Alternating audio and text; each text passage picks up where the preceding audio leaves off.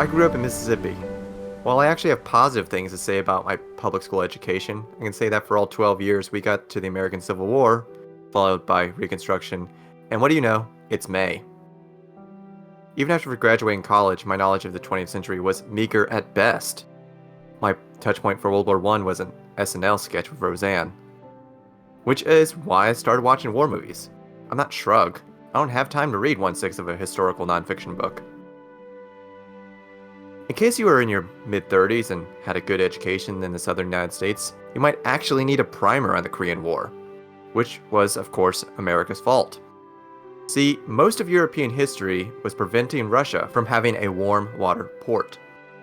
If in the closing days of World War II we'd let the Soviet Union handle the Korean Peninsula, there'd be hell to pay. The Allied powers thought better of it and there in 1945 sliced Korea across the 38th parallel. Freedom-loving allies would manage the South, and the damn commies would manage the North. At least until we all collectively decided Korea was deemed suitable for self-rule. Then, in 1950, North Korea and Chinese forces invaded the South. They burned their way almost to the coastline. American and South Korean forces bunkered in Busan and planned a counterattack. This is where our film comes in. A true story that is nearly forgotten and almost denied by Korea and America both.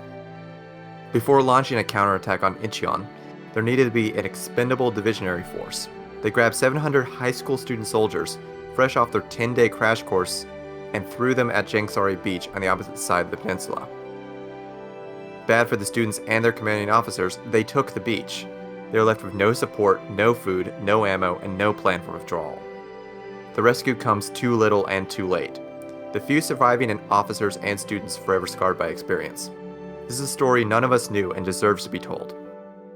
I ate that salted rice so that I could protect you. Today on Hinge Problems, Battle of Jangsari.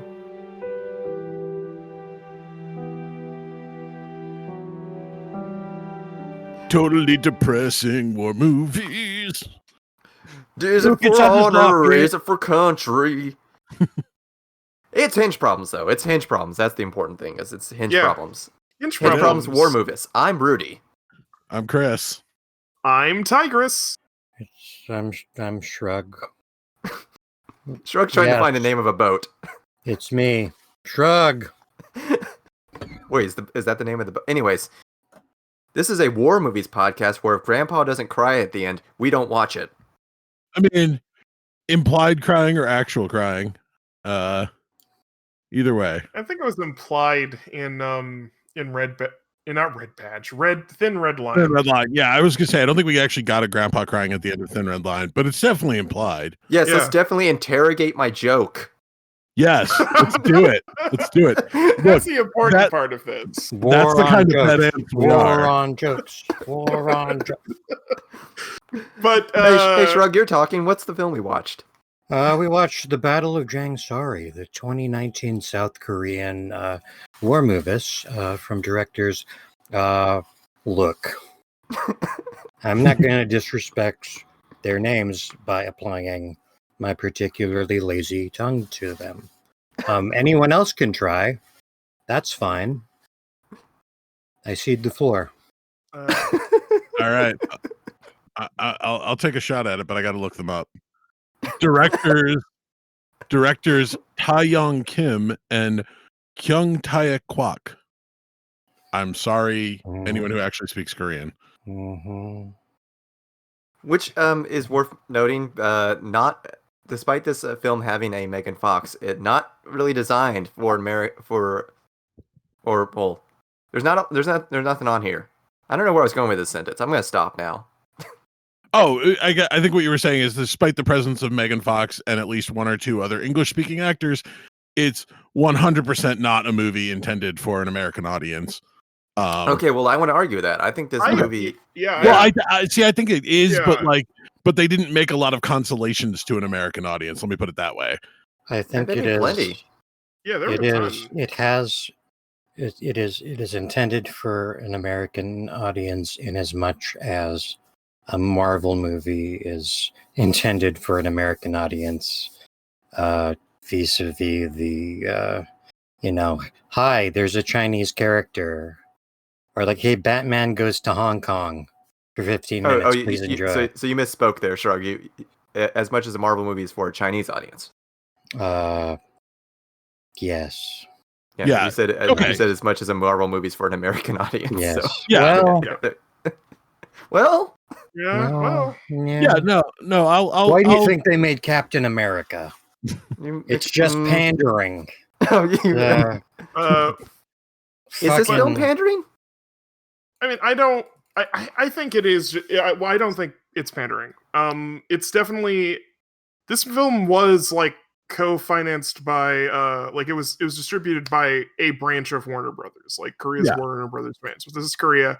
They definitely advertised it in the United States. There were a bunch of English language trailers, and like frankly, Korean made media, music, movies, and TV shows are getting more popular in America all the time. So it doesn't seem implausible that this was supposed to be something to appeal to American audiences to some extent. And having a few well-known American actors in it seems to be part of appealing to that audience. I mean, and I can agree with that. I guess what I was kind of getting at is like there was definitely the feeling of certain content of like certain contextual things. Yeah. That like as an American, I was just like, sure, there's a northern accent. I totally know what that sounds like, but I don't, and I'm not gonna pretend I do. But so they said it in dialogue, though, right? Yeah. So it was very like you are right in that it was clearly intended for Americans to watch it, but like it kind of didn't have. I felt like I was missing a lot of the context for various details in the movie to be able to. And I mean, a lot of that. But we are as like I feel like one of the points of this film was to show that none of us are free of sin, and America is. Oh God, Christ, yeah. Which is, I mean, yeah. Oh boy, America did a bad thing in a war. I am shocked. But at the same time, it feels like it's very careful to not actually show any Americans doing any making a bad decision. Yeah. The only people that are are the equivalent of villains in this movie. A movie that, for the listeners' edification, I guess, is about a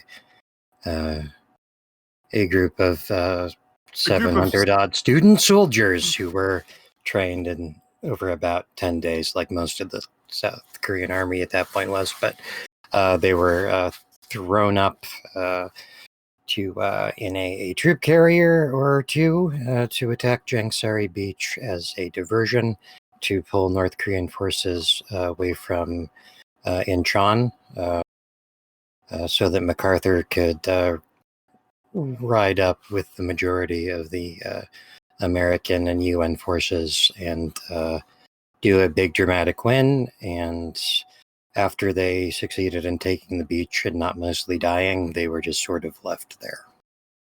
And MacArthur, who's depicted by Liam Neeson in the sort of precursor to this movie, is never, is only mentioned maybe offhand in dialogue. No Americans are depicted. They're basically depicted as tired bureaucrats, and they tell our intrepid journalist, please don't tell, you're not going to tell anyone about this thing, blah, blah, like their obstacles and stuff, and their like bureaucracy bad, but they don't make the decisions that hurt people. And indeed, one of them eventually makes the decision that saves some of them. So I actually want to ask is, since you've done at least a little bit of researching, is Megan Fox's Marguerite Higgins, is that like somewhat true? Did one of the real Margarets decide we should maybe rescue these boys that we threw against a beach? I do not. I got very distracted by Marguerite, and I'm afraid did not look into Margaret, the other credited inspiration for Megan Fox's character, who's just named Marguerite Higgins.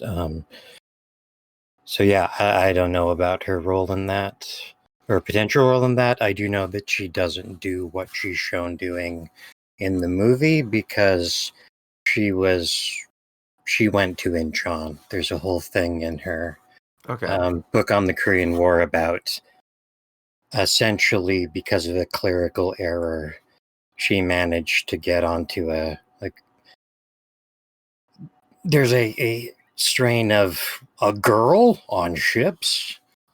What? A general was like, you can't. Like it was weird going back through it and seeing her sort of like floating around typing pools and occasionally talking to an officer. Because the notable thing about her, she was like the first person to report on Dachau. Like literally got there ahead of Allied forces with another journalist, and like lived in foxholes for a lot of the war. She was like always out ahead of people.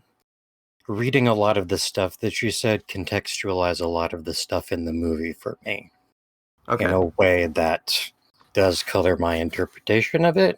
I'm glad I actually waited to record. Waited to record this, and I had the movie sit with me for a while because I think immediately coming off of this, and this is also seems to be true of every English review of it, is that Megan Fox's scenes feel completely out of place with the rest of the movie.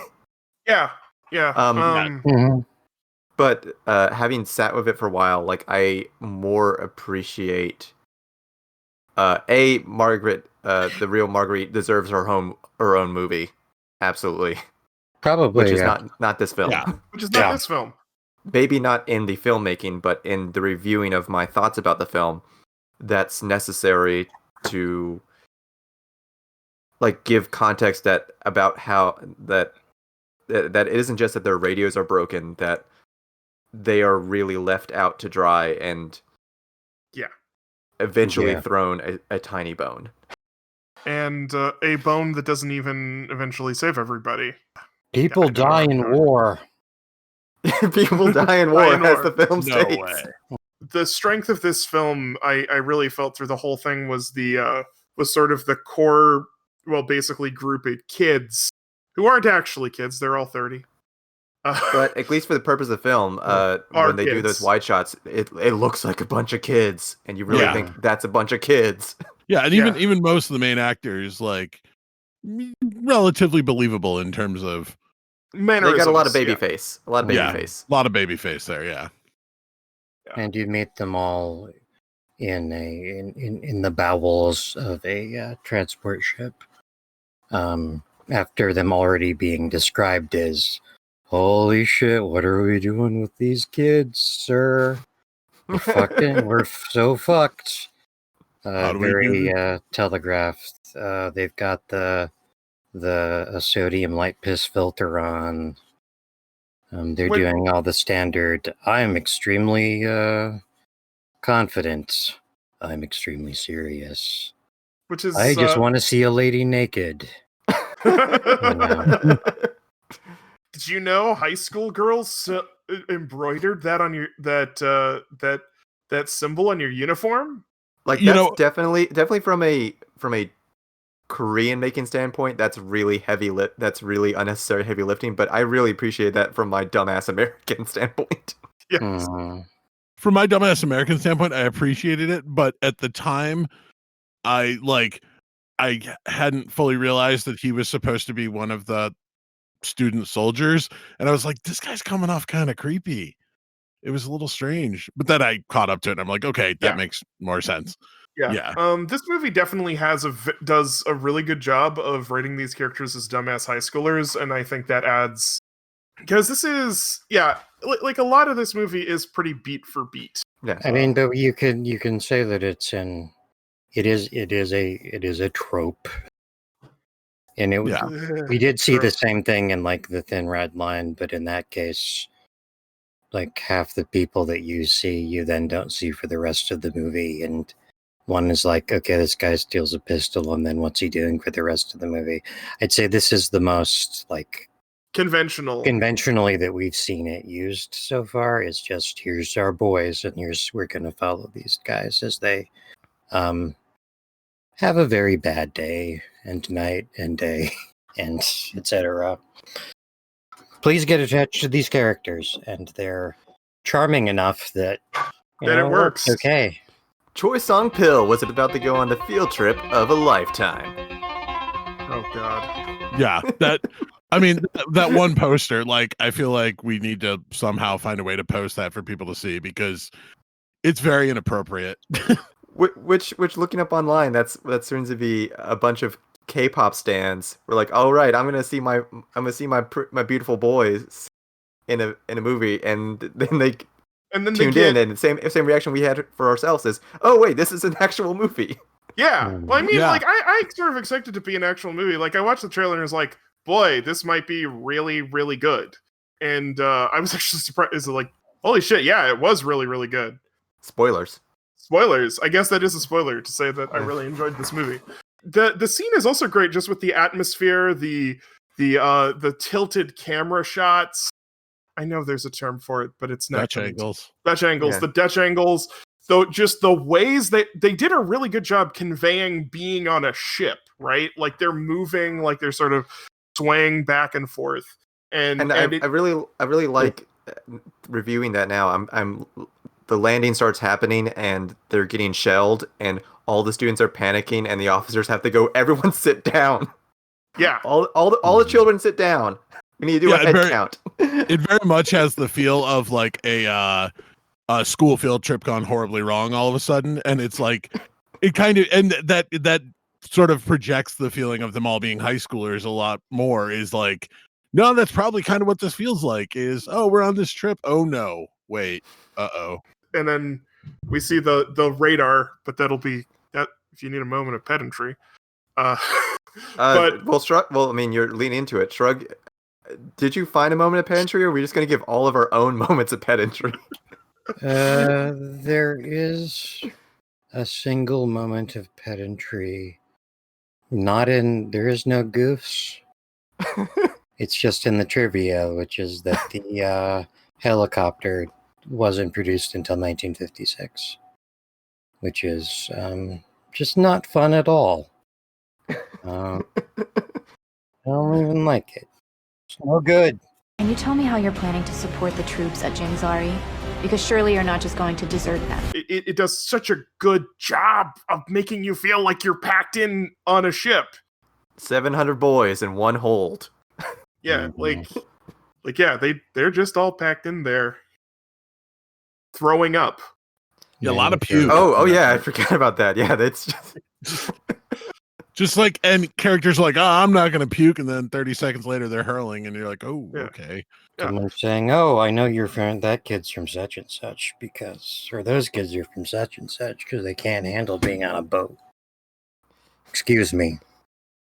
I have to go something that isn't puking.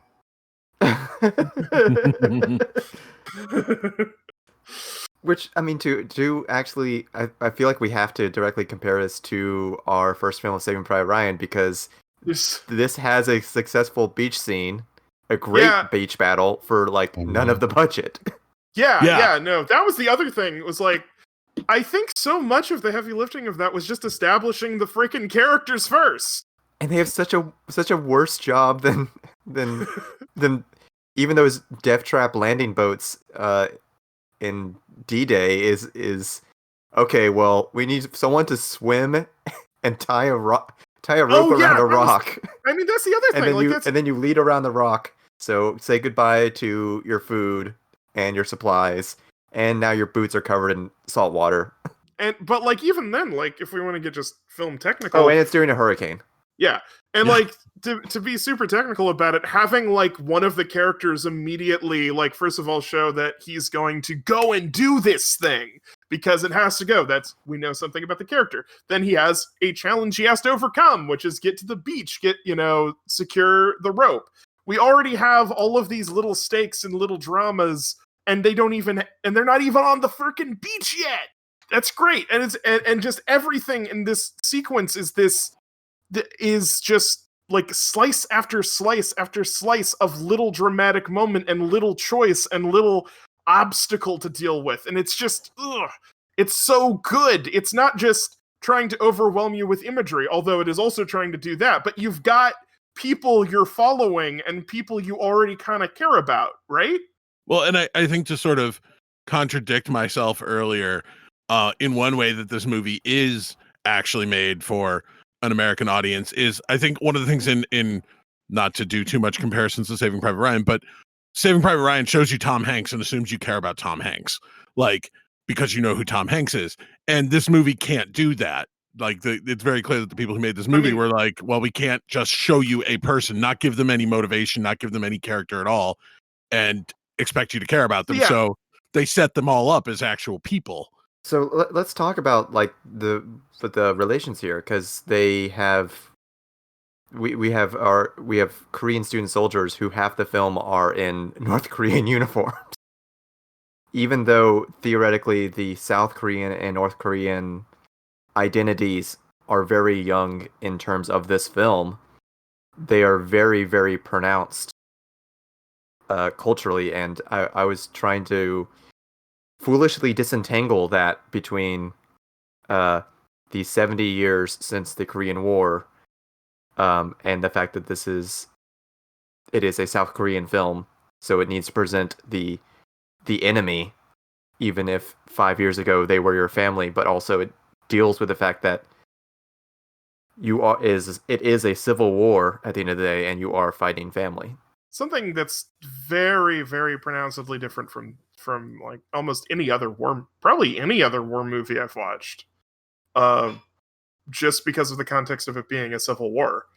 They do a pretty good job of not depicting the North Korean soldiers as bad just for being North Korean soldiers. I mean, you get the whole story of the cousin and things like that. So they do a good job of communicating that it is a civil war and that there is a lot of ambiguity going on here. Well, but they also deal with the fact that the North Korean army conscripted students. Yeah, exactly. To man those guns in the beaches, which is also maybe implying that the North Korean army is not as well supplied as they would like. Nobody knows a lot about the Korean War in America. The forgotten war of the 20th century. There was a lot of recorded forced conscription in North Korea by the Soviet-supported communist government, which, like our North Korean family transplant, who doesn't have a commie accent because he went to school in South Korea. Family's business being taken over by people who palled around with Soviets. And people would get all their stuff taken and things redistributed, and which was also, like, we don't talk about it much, but was also something that was happening to varying degrees in South Korea. But hey, democracy, freedom, hoorah, America. And then they find that kid's letter on the beach, where it's just like, hey, I love my mother. My mom's so great. I'm so sorry. They're making me shoot people. I never wanted to shoot anyone. If you find this letter and you shot me, please feel really bad. Which is obviously, like, kind of poignant, but also it was a tiny bit too heavy-handed for me. Oh no, I think this movie flirts with heavy-handedness pretty regularly. I think flirts is a bit. This movie has some heavy-handed moments, and some of those moments work a lot better than others. Yeah. Anyways, back to Megan Fox, girl reporter. I want to save these boys. Why can't we do anything about these boys? Bilingual heavy-handedness.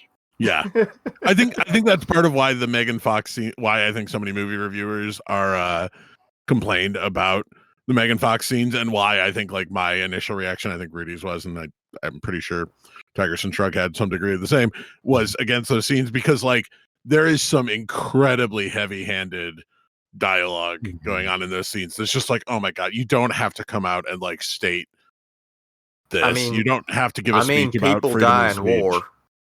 Yeah, I, people die in war, and Megan Fox gives a monologue about freedom of speech. I think there's a lot of stuff that lines and of course I'm me, and my ideal film would basically be a silent movie where everyone just vibes at one another, and somehow they get it, and the audience kind of gets it, and then I don't know, tidal wave comes, whatever. I think it is often, at least for me personally, easier to accept some really, really melodramatic, direct, obvious shit when it's in subtitles. Oh yeah, Because you're just kind of getting the pure performance and conviction of the actor. And you read like, the Constitution says, you're like, oh yeah, okay, the Korean Constitution. Did they have one? I don't know. Sure. But then Yeah, when all right. Megan Fox is saying, I'm going to tell everyone about your Korean War, which doesn't really mean anything, Yeah. I don't think. So all of the, like in a lot of ways, all of the melodrama and all of the big emotions and all of the boys crying and punching each other and God damn it, I just wanted to eat this rice for like it worked a lot better than than the stuff that was like in a certain other movie that shall remain unmentioned, just because I didn't have to hear their words in English.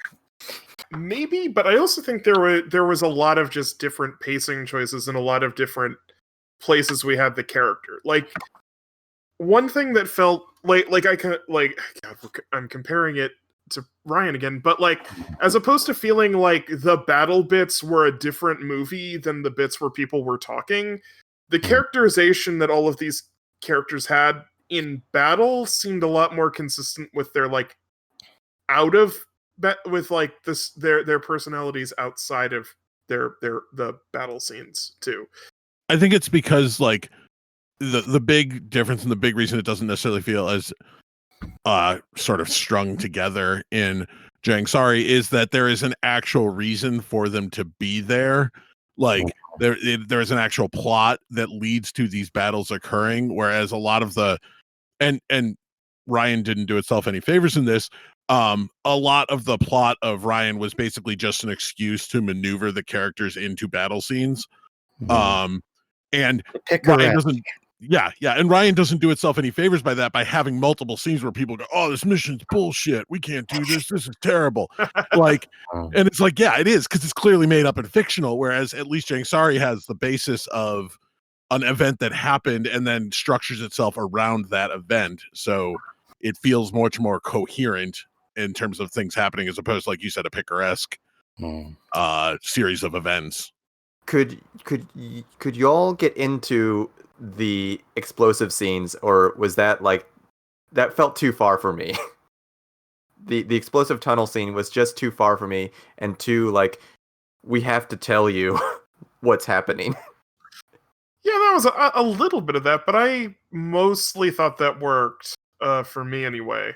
Just that it keeps cutting back to the loose thread. The loose fuse, yeah. Yeah, it did feel like it didn't necessarily trust the audience to pick up on like the pin having fallen loose, so like they kept cutting back to the pin having fallen loose, and then someone was like, hey, the pin fell loose, oh crap. Like, yeah, I think the saying it might have been a little bit much, but like just showing the pin over and over again, that's classic tension building.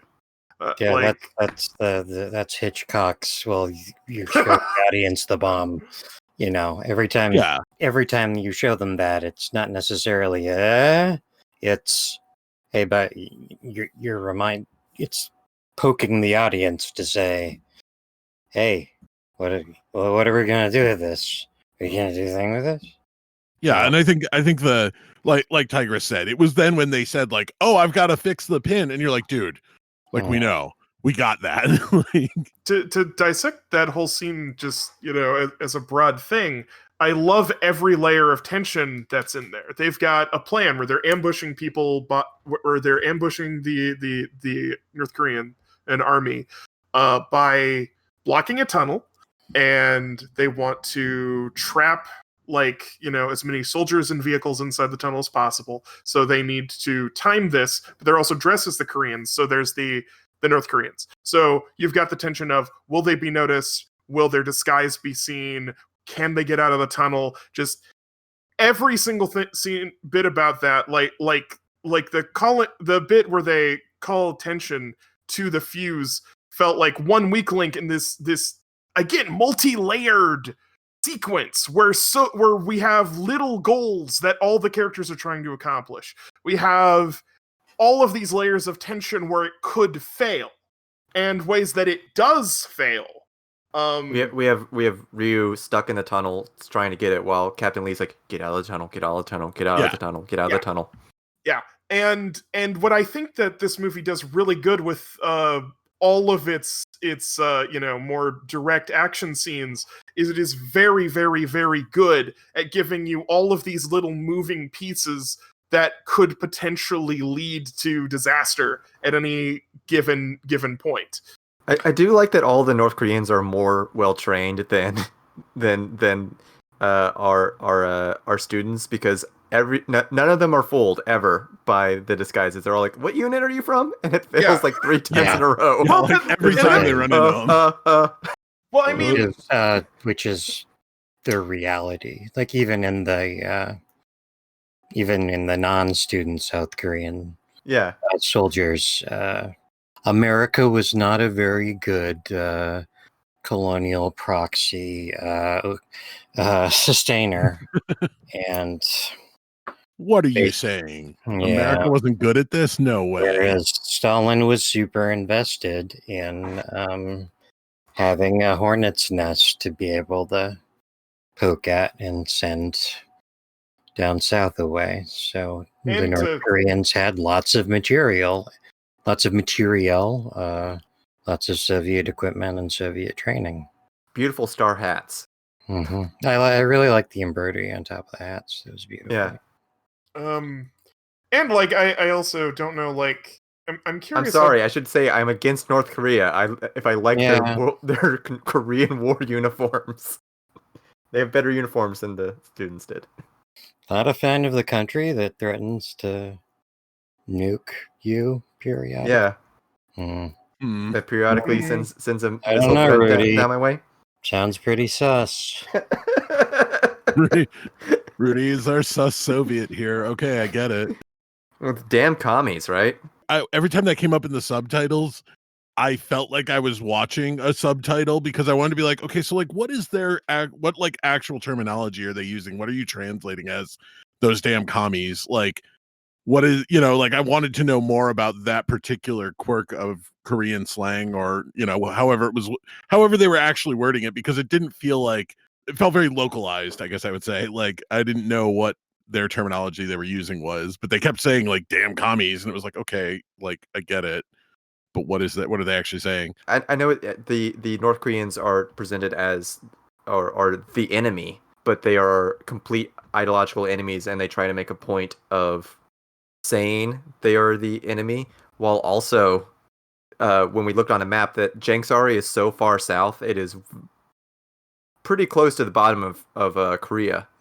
You can do that northern accent, go try and find food, which the subtext here is, Korea 1950 doesn't have a lot of food, even though it's September and harvest season. What you saying that reminded me of what we were talking about earlier, sort of pacing of the movie, the characters being allowed to exist as people within the space of it, and how there is a lot. I was reading again the thrilling war memoir of Pulitzer Prize winning journalist Megan Fox, and in her description of the Incheon landings, where she managed to get on a LTS with with a bunch of Marines and 3 other journalists, after they got onto the beach, they were just sort of like, well, we're under fire. We don't have anywhere to go. And they just hunkered down behind a sand dune for a long time until another LTS, which is the sort of ship with the big open mouth, like is featured in this movie, just kind of came up out of the ocean and was about to drop their ramp on them. So they had to move. And the like experience that she describes is sort of slowly becoming inured to the presence of constant machine gun fire and mortars and shit. One of the guys wanders away, and he's like, "I'm gonna go see if I can get on this one trip, and maybe we can file stories from there or whatever." Like they just end up kind of living on the beach and finding safe spots for themselves. And I was sitting here thinking, wow, I've got a movie that sort of has this rhythm would be very interesting, where it's not just constant go, go, go, go. And then I remembered the movie that caused me to be reading this book, because the fact that they're just sort of living there in this every air power everywhere, pre-drone, pre-instant communication for everyone, pre-satellite world, where half the time you're just sitting there. The rhythm of it's like one of the few movies I've seen that felt like it really got at the, without even seeming to make a big deal out of it, got at the like boredom punctuated by terror thing that you hear about from vis-a-vis combat soldiers and their experience. Like we mentioned it a little bit, but like one of the reasons that this movie, like that the engines that keeps the movie running, is the fact that like the characters are pretty well defined. Kind of think focusing on like what the deal with the characters is important to understanding this film, because it is. Well, it's our first film with an actual love story, right? It's our yeah, that's the thing. A sort of very touching love story, even if the male character of it is treated as a horrible joke. He's also like has a strong emotional arc. Yeah, and that was honestly kind of one of the downsides of the movie for me, was that particular character, because you spend like the first half of the movie with like, oh, he's just the fat guy joke. And then in the second half of the movie, it shifts to he gets an emotional arc, and his emotional arc is pretty good, but it's just such a weird contrast to the like, hey, he's just the fat guy joke in the background all the time of the first half of the movie. So it was kind of like, it was jarring for me. It didn't quite feel right. It turns the bad joke into a point of drama, of emotional drama, in that having him shovel down the salted rice that I'm sure was really bad. That it is shown like, no, actually I did that. I ate horrible seawater rice out of love. He's the butt of everyone else's jokes. He's a walking fat joke. He's the one that misfires. He's the one that misfires. Just keep your finger off the trigger, dude. It's not. Is there safety on a Garand? Yes. Okay. Maybe he had one of those rubber props where they're molded with the safety permanently off. Who knows? But yeah, it's weird because I feel like the tone is that yes, the movie is laughing at him when everyone else is laughing at him, and he's still supposed to be pathetic and sort of like he's just always such a sad and put upon dude. The shifting context of a young man who turns out to be a young woman. We have a budding romance, and I drop her into the sea. R.I.P. I don't know. It's just it never quite sits for me personally. Maybe I'm an oversensitive fat person. I don't know. No, I'm with you on it. It didn't. Yeah, it didn't quite work for me. I wanted it to, but it didn't. But like that's also the structure. Like his arc has the same structure as everything in the story. Is that it presents you with a challenge, the resolution of the challenge, and then more and then a twisting context to that challenge. I mean, Yeah. I would agree with that more. I'm not disregarding your emotional context. I'm just trying to bring that broader to that's the whole story. The whole I movie is think about the structure. The challenge though for him is like, oh, you're a one-dimensional fat guy joke in the script, and then we let you have a second dimension. Like, whereas it doesn't feel like that for any of the other characters. They have like in character challenges, whereas he has a in the structure of the movie challenge. Like he almost has like a meta challenge to overcome. Whereas a lot of the other characters feel like they had actual challenges that were baked into the movie. And so it kind of drew me out of his character a lot, that I had to sort of get over that. Let's talk about the micro of the macro, that a cousin versus cousin scene. Our main dude, Choi Sung-pil, on a mission, going to one of the local villages to find food, finds some North Korean soldiers fixing up dinner, and then discovering one of the soldiers is his cousin, who he left behind when he moved out of the north with his family, who recognizes him.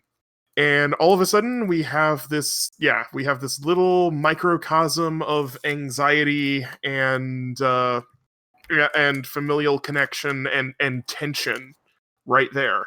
For me, this scene really drove home that as much as a like American, I don't think about the Korean War at all. I especially don't think about it as a civil war. Yeah. That's something that like this whole movie made me think about, was like, oh right, this is a country that like literally a generation ago was one country. Well, and I think part of the reason why, like, I know I don't think about it as a civil war is because we grew up with the American Civil War, and we hear about the Korean War as a war America participated in, which obviously America did.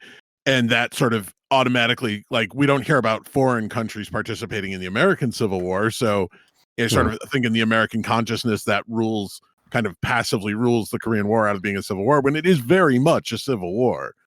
After all of this, and then later, the big wannabe hero guy's admission that I thought you had a supportive and happy family, so I resented you. But whoops, I'm so sorry to know that actually you are filled with a thirst for vengeance because of your dead family. His whole preceding monologue about like no longer caring about the people that like raised him, like his extended family, his relatives, non-specific relatives, and just wanting his mother, who was so cruel to him because she didn't breastfeed him specifically. I hate them, but I want them to love me, and I just want to impress them by doing being a big war boy. And I was just sitting there going, I feel like there's a metaphor here that I absolutely do not have the context to understand. What, as far as familiar roles for sons in Korean culture? Maybe. Or the level of detail he goes into, like, it could be that it was just that's just boilerplate. My family sucks, so I resented you, and they made it real complicated just for, but co-locating it with this obvious like microcosm of brother versus brother, cousin versus cousin brother, gives it a significance, makes it feel like it has a significance, makes it like nag at my brain and wish that I could understand. Oh, South Korea. I think this film uses its budget really, really well. Oh yeah. And I mean, did we need the outside boat CG? Probably not. But then again, later on, the wide shot of seeing the beached boat was ruled. I was like, oh man, that looks so. That's like seared into my brain. So did y'all get the impression that it was strictly because of the storm that they stayed so far out? I didn't get that impression. Like, I mean, the storm was a very was an influencing factor, but it also kind of occasionally felt like it was an excuse. They were like, oh, we don't want to go in, so this storm is so bad I can't go in, and like, yeah, that felt very much like it was a convenient excuse to some degree. Then at the end, it was the tide's going to go out. Yeah, that was what drove it home. The storm home is an excuse. It's like, well, the tide's going out, so we can't do anything. And like, guys, because landing ship tanks, LSTs, are literally you drive them up onto the beach. They're extremely shallow draft vehicles that you. And is that what that is? Because I figured that was like they only have one boat, but the idea was that it was a commandeered boat because of how much steel the first captain makes of it. I believe that's what it's supposed to be. This is one of these cases where the lack of any kind of information about this is in English is again, because I'd really like to know.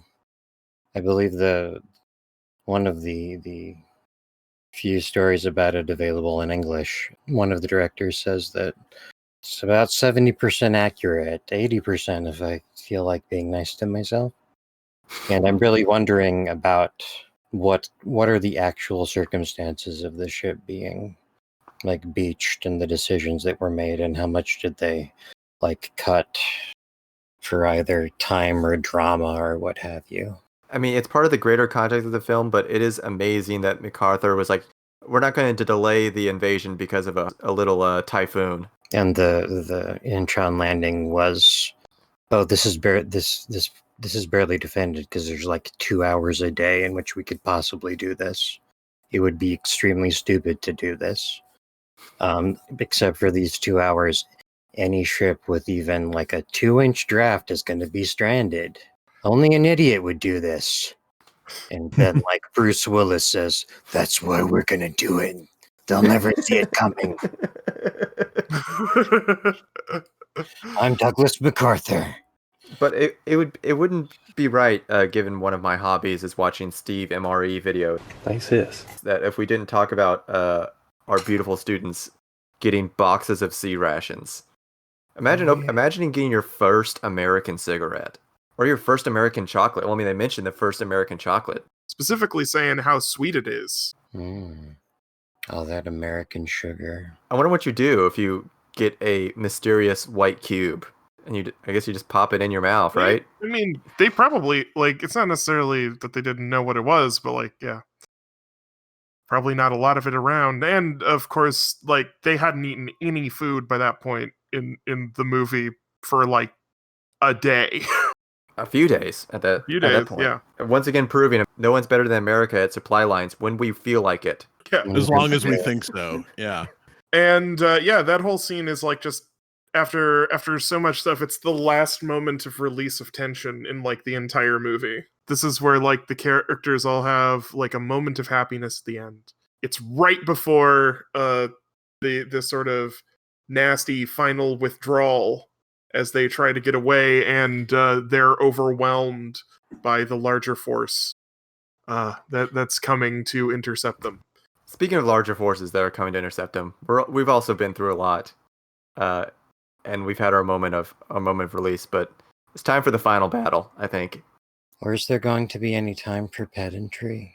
Because we kind of lost that. We lost that in the stormy waters. I would like to present a sort of anti-pedantry moment. I want to appreciate a very specific kind of weirdo that spent approximately 15 minutes earlier this evening brightening my just cranking my gamma up so that I could try to make out the exact structure of computer generated rudders, comparing them to ship blueprints. Yes. Earlier I would like to present something that I feel like this movie really did right in order to communicate things almost subliminally to anyone who isn't an idiot in my particular vein. And that is the equipment, the firearms, which these young men with their big grins on this very sexy poster, the ones that they are seen handling and then going into battle with. There is a scattering M1 Garens and M1 carbines and grease guns, all of this relatively new vintage American equipment. However, scattered among all of that stuff are a bunch of Mosin Nagants, the classic Russian turned Soviet battle rifle, which kind of suggests to me that they were battlefield pickups, or else, I don't know, just surplus that was kicking around armories, signaling that these young men and one young woman were not given exactly the pick of the litter when it came to arms, which is a nice little touch to say that, hey, look at how poorly supported and supplied they really are. At least if you're a weird gun pervert. A similar moment to that, which was me being a shoe pervert, is during the mine scene. We have to get a close up of the boots or the students' shoes, and they look very much like just a pair of Converse. Mm. Yeah. But I went over to Google and I did Korean soldier boots, and those did turn out to be period accurate. That's what South Korean soldiers' shoes were during the war. Wow, those are some shoes. I am going to make sure that the world knows about the war in Korea. I'm ready to review this film. Who's ready to review this film? I think we're ready to review this film. Are you ready to review this film by the standardized metric of 1 to 5 swigs of shoju given in a fatherly fashion from one of your commanding officers? Oh, from your mommy. Yeah. As Thin Red Line has taught us, we have a mommy and a daddy, and our mommy gave us alcohol. We did not talk nearly enough about some of these characters.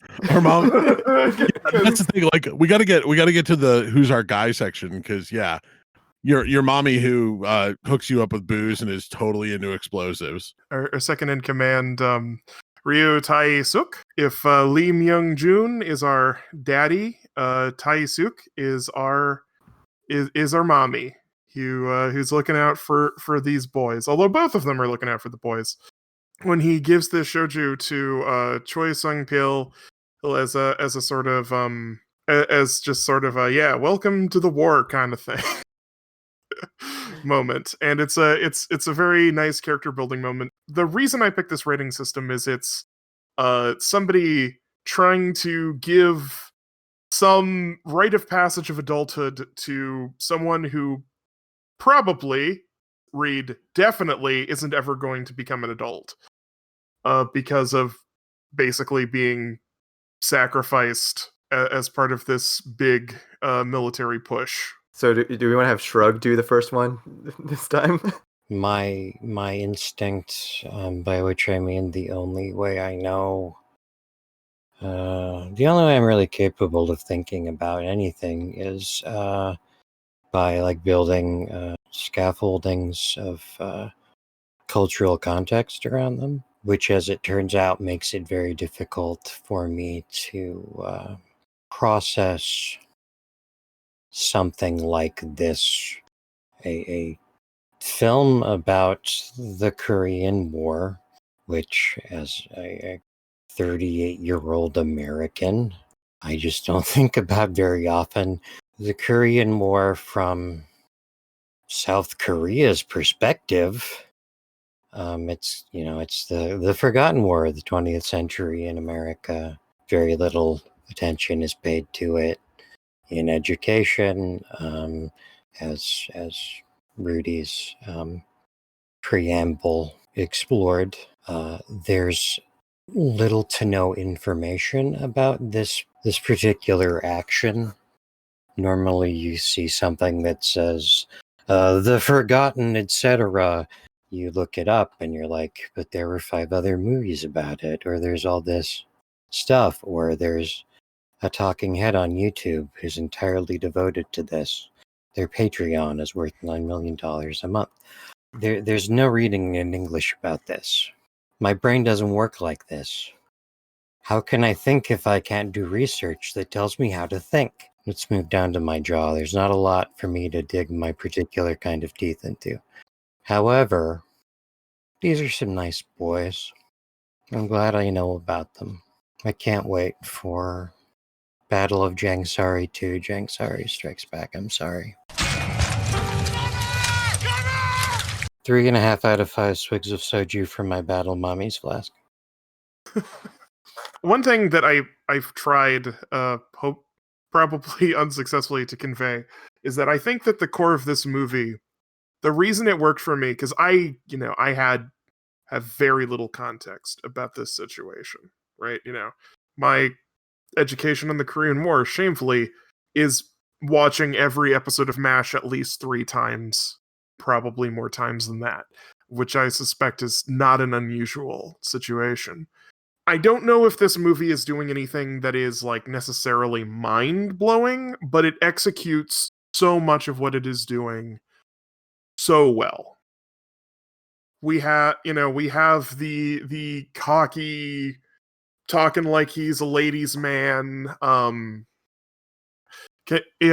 We have our stoic but very very performatively stoic, because he's a mess on the inside, Choi Sung-pi, as our central dude we're seeing basically throughout the whole movie, as this is our central guy.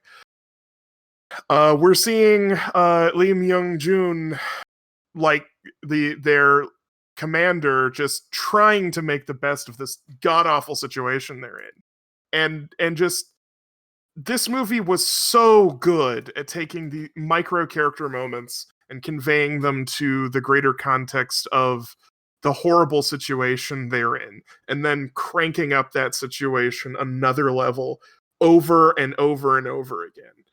And that was what really, really worked for me about this movie, because like, they accomplish what they needed to accomplish, and they don't really get anything out of it. We see Guk Mandyuk, our requisite fat guy, at the end of the film, bemoaning the deaths of all of his friends, standing on presumably this beach, returning to it, years later. That's what made this film for me.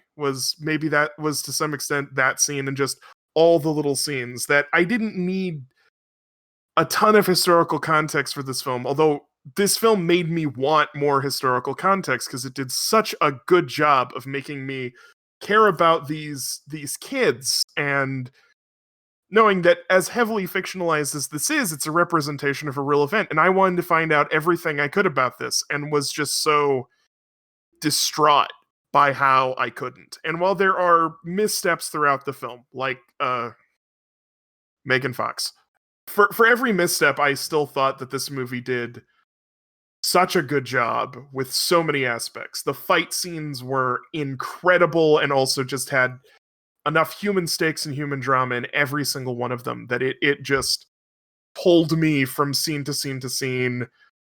These characters believably open up to each other more and more as the movie goes along, and they have more and more reason to want to share this moment and like tell people, because a lot of them they think they're gonna die, and they're right.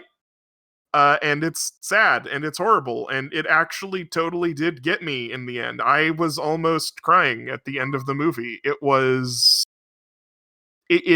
just worked so well for me, despite sometimes being a little cheesy and sometimes being a little on the nose. If not super innovative, just incredibly solidly done throughout, and like, it's just a great movie about a whole bunch of soldiers in a horrible situation trying to make the best of it. I thought it was fantastic for sips of soju. To reiterate what the previous 2 co-hosts have said, this film made me want to learn more about the Korean War because obviously I don't know enough. And I was happy to learn the story of this terrible real thing that mostly America did, of sending a bunch of students to their death and then not doing enough to rescue them. And it has incredible value for both of those things. Also, I think it is a well-made war movie with microdrama and great action scenes, and making me consider more the experience of these students and how South Korea wants to portray its own history. I think I'm gonna go back up. I was having for a 3, but this film deserves to be seen. It needs to be seen because it taught me more than I thought it was going to, and I'm very happy we watched it for our show. 4 sips of shoju. Okay, very well made movie in a lot of ways. I think there were some stumbling blocks that stuck for me a bit, and I don't think it hit me as hard as it hit Tigress, for example, which isn't necessarily anything against the movie. I think, different people have different perceptions of the movie, of any movie. But I do, definitely reiterate that it made me want to actually learn about the Korean War, which very little has ever else done because nobody talks about the Korean War in America. So that is really cool. It's a story that I had no idea even happened. I didn't even know what Incheon was before this, let alone that there were distractionary efforts to try and draw troops away from it. I would definitely say anyone with an interest even in sort of the Korean War, or just seeing, even like you said, Rudy, seeing how a different country wants to portray themselves in their history, I think it was very useful for that. I think there was a lot of interest in that.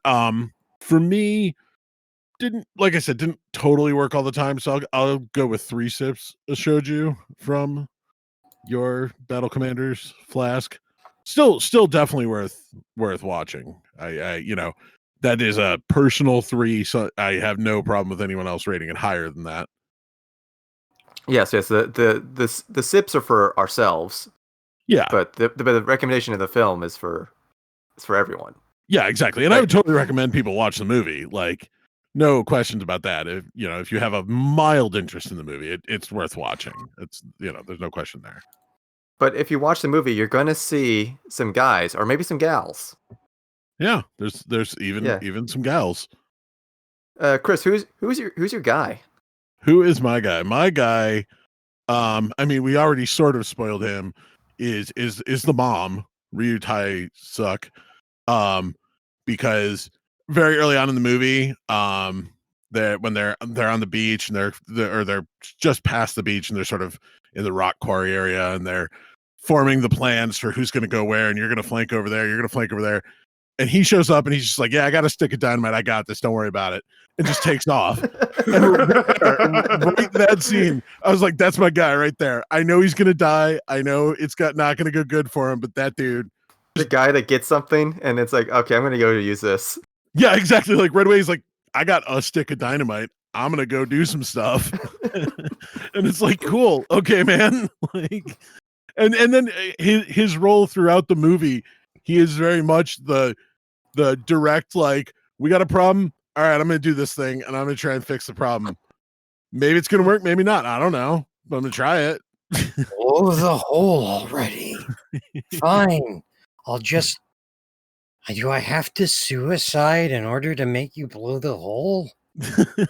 God damn it. The mommy always has to be the hard ass that the daddy wants to think he is. Yes. It's the lesson of this movie, really. Yeah. All right, Tigress, who is your guy?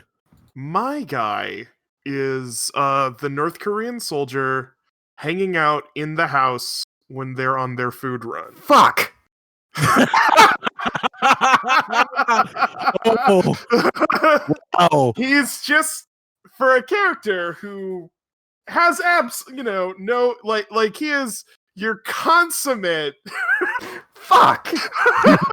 He's your consummate guy actor. He I don't know if he had a name in the credits or the script. He is someone who was told, yeah, you're a soldier who's relaxing in the background, who just I woke up my baby. God damn it. the actor here, he's just like, so he wants to convey that he is a cool, relaxed dude just chilling in this house who's like dynamically posing and just coolly stands up and is like, you know, try and has this balance of interest and disinterest in the situation. Absolutely perfect guy. Doesn't like almost completely inconsequential to the film, but he just stuck out in my head so much. So Just- wait. Can I save myself? Was the actor or the character your guy? I don't know. Like, I think he was a character. Like, he didn't say much. He was just one of the other soldiers. Like, I think he might have said, "What's your thing?" Like, he's just one of the soldiers there. He was going to be my guy. Now I have to think of another guy. God damn it! I would go with that guy as like his actor, because like you're right, his actor does this great job of like, I'm cool. I'm good. He was my guy because there's a high tension situation going on, and then I would wander in and blow it up. But it can't be my guy. Okay. Yeah, I take your guy. Say shrug. Who's your guy? I think after much deliberation, I'm going to have to go with the guy that is running fuse from the electrodes that they've run down to stick into the explosives, the charges that they're lining that tunnel with. And when it gets all tangled up in some brush, he just starts yanking. He just starts yanking. It never occurs to him. It's probably his first time ever dealing with that stuff. He's just a kid. He just yanks and yanks and yanks. The thoughtless guy that just starts yanking without thinking about any of the consequences or the actual job he's trying to accomplish. Okay. Rudy, who's your guy? Please. We're all in drama now after Tigress viciously sniped your guy out from under you. The worst your part guy? is I had a backup. I have a backup. no. Rudy doesn't. The guy ordering is cruel. Yeah. My guy, we don't meet my guy, is the cousin's dad. Because our hero's family looks at what's going on in North Korea and like, we gotta get out of here. Probably shortly after the Soviet occupation starts. They lose their farm. You can almost predict that Choi's dad and the cousin's dad probably don't get along. They're probably not on good terms. Because they don't get out. In fact, he might have gotten his brother or brother-in-law's farm. That he'll never know what happened to his family, to his extended family, and will probably get a letter eventually that his son is dead, and that the Korean, well, now I'm making it more meaningful than I thought of, that this was a civil war that split a country and split families, and in that confusion of 3 years after Japanese occupation and Soviet American occupation, that this was a country that is split in half and still is split in half. And there is a lot of unknowns, and there's always like a story about every 3 years about families that had not seen each other in 50 years getting one chance, one day to see their family. Well, Oops, I said something meaningful. when you said that, I just thought, oh, wow, yeah. I mean, like, Rudy's the kind of guy that would just say, hey, take this sack of potatoes to So they have some meat and potatoes on their wall. Yeah. Okay, that's a good point. I'd also be that guy. Yeah. Yeah.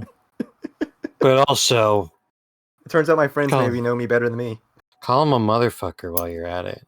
I mean, you don't have to, but consider. Shrug, you know me so well. Thank you. No. Turns out Shrug's my guy. Oh no. Aw. Aw. Fuck. Shit. The true guys were the guys we met along the way. And where are we going to meet next? I think so because of how the dice has rolled for our first 2 dice rolls. We're just going to give it over to Tigress and let Tigress's dice roll decide the future of our show Okay. for this time. And I then need the next episode will be Shrug's dice roll, and need then a- we'll figure out what's to do next. I need to roll it. I need a dice to roll. Foley sound. Fully sound. Ruffle. Chair noises. Heavy breathing. Clicking noise. Oh, there we go. Oh, yeah. Click. Oh shit. Found my dice bag.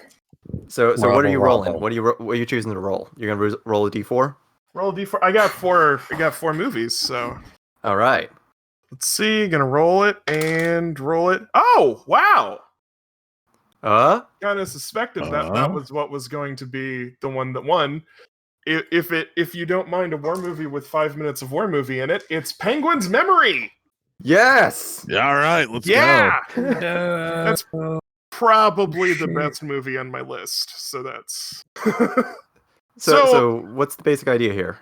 Penguin's Memory is less of a movie about the circumstances in being in war, and more a movie about the circumstances after being in war. It's about a military veteran from a military conflict, heavily implied to be Vietnam, who returns home completely alienated from his family and becomes a drifter, eventually having to figure out who he is after the horrors he's witnessed in war. And also, he and every other single person in this movie is a penguin.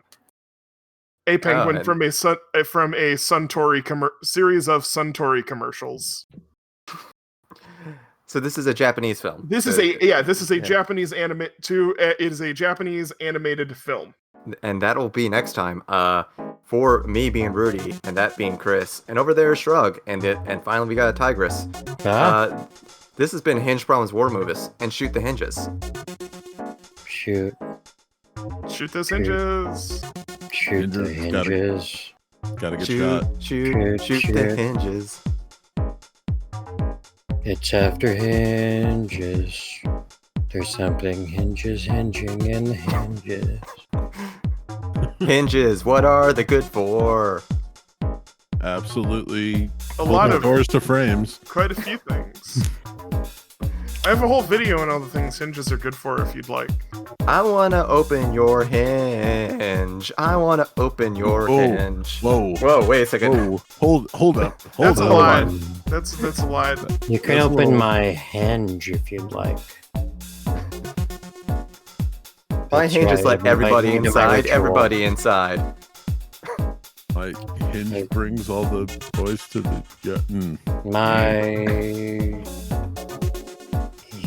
hinge shoot brings all the boys to the yard. Yeah, exactly. Where have all the like- hinges gone?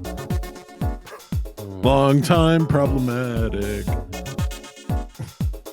Hinge, shoot the hinges with me. Oh yeah, shoot the hinges with me tonight. The door's gonna open and we're all gonna go side tonight. Hinges. Hinges. Shoot the hinges. Shoot the... It's trying to do Take On Me and it didn't really work. Yeah. Hinges shot. Hinges shot. But, yeah. Hinges die in war, you know. I mean, if somebody would finally fucking shoot them, that's Can we get a movie like Penguin's Memory, but with instead of penguins with hinges? you'll have to talk to Japan about that. Yeah. Yeah, I'll get on the phone. I'll get on the. I'm gonna use this episode is gonna be so full of Vin piano owned. So many awkward silences are just gonna be punctuated by Vin piano owned. Vin piano owned. Dot wave. Don't. I can't Don't believe. Get rid of the times when I pause for 15 seconds because I can't remember a simple word. Just repeatedly lay Vin piano owned in it.